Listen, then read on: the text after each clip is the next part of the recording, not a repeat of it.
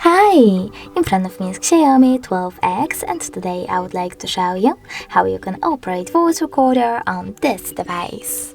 First of all, you need to find Recorder app and click on it. Then click on this red button and select while using the app in the pop-up. Now, if you wish to add a bookmark, click on this flag icon over here. If you wish to pause your recording or unpause it, click on the red button. If you wish to end it and save it though, click on the check mark. Now name it however you wish to, and from here you can choose delete and get rid of it right away, or tap on OK and save it. Now click on this right button with 3 lines, choose allow, and as you can see my recording is here. If you want to play it, just click on it. If you wish to delete it, you need to go back, hold it over here, select delete at the bottom right corner and confirm your choice in the pop-up. Thanks so much for watching. If you enjoyed this video, don't forget to leave a like, comment and subscribe.